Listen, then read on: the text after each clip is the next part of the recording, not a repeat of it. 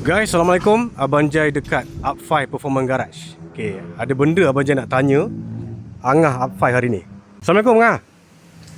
Okay Angah, nak tanya sikit, apa yang kita kena buat kalau nak ada handbrake drift macam Starlet KP ni?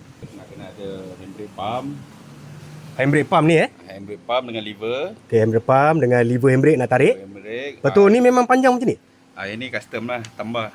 Kalau pendek dia tak cukup stroke untuk tarik. Okay. So kalau panjang baru ada power momentum untuk tarik lah. Nak tarik kurang daya lah kan? Kurang daya. Okay, so kita ada pump, kita ada batang handbrake. Okay, lepas tu? Okay, yang paling penting sekali caliper tambahan lah.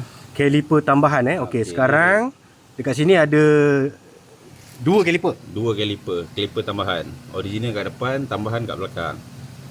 Yang tambahan ni lah yang terus ke handbrake. Apa-apa caliper boleh ke untuk yang tambahan ni? Ikut jenis tayar sizing yang pakai lah. Okay. So macam KP ni kita pakai caliper kancil. Kancil. Ya. Tapi kalau kereta besar macam Safiro, Silvia, Nak wajib pakai twin port lah. wajib pakai twin port. Macam mana kalau rupa twin port tu? Twin port tu Oh, ada kat sini ada Alright. macam ni rupa dia. Oh, yang belakang. Belakang. Okay, yang depan ni Depan brake biasa, tapi brake kereta, twin port juga. twin port. Okay. Belakang brake tambahan twin port untuk e-brake. Okay, ni twin port model apa? Ni model 32. Oh, Skyline R32. 32. Okay, so kita dah ada brake pump, handbrake lever, lepas tu kena ada caliper khas untuk handbrake. Handbrake. Okay, then apa lagi yang nak pasang? Okay, adapter conversion kit. Adapter ada kat sini? Ada okay. Okay, jom tengok. Saya Pakai? pakai dalam ni. Okay. Okay, yang ni adapter untuk twin caliper. Adapter untuk twin caliper. Depan dan belakang. Oh, maknanya caliper yang brake dekat satu side.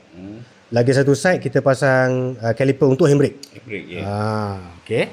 Ini adapter untuk dry shaft sebab kita dah keluarkan lapik ni, automatik disk akan terkeluar. So kena lapik ni untuk samakan balik dry shaftnya panjang. Oh, maknanya dia punya distance dia. Distance. Okay. Lepas tu, oh ni special ni lever ni. Ini lever custom. Ni design untuk senang tarik lah sebab dia panjang. Dia panjang, okay. Dan berat, solid. Dia tak flat lah. Okay. Yang penting dia tak flat. Okay, sebab construction ni padu Yelah, kalau ni nipis, nanti handbrake ni boleh Boleh goyang lah. Boleh crack, boleh koyak. Chassis pun boleh koyak. Okay. Jadi semua jenis kereta boleh pasang handbrake rally drift ni? Boleh. Bergantung kepada chassis lah. Tengok chassis tu. Kalau okay. Ni untuk Nissan lah. Oh, ni adapter untuk Nissan. Ni untuk Nissan. Okay. Kalau Toyota ke old school ke ada Kita hantar untuk buat sampel bracket baru lah. Kalau kereta front wheel drive boleh? Kita front wheel boleh hantar untuk dapatkan sampel dulu. Kereta front wheel drive buat apa pasang handbrake drift ni? Untuk main gymkhana. Main gymkhana. Memang gymkhana kena tarik handbrake Kena tarik handbrake untuk klik poin-poin yang terdekat untuk shift timing. Oh, so dia kena slide. Kena slide. Kalau tak slide dia lambat kan? Dia lambat. Okay, dengar guys. Kereta tarik depan Satria, EG, apa-apalah. Boleh pasang kat sini. Datang, acu, buat adapter. Lepas tu A5 pasang siap. Bye. Okay, so guys, kalau korang nak pasang handbrake drift rally style, boleh rojak A5, nanti abang Jai letak kontak dia. Thank you Ngah, explanation yang padu.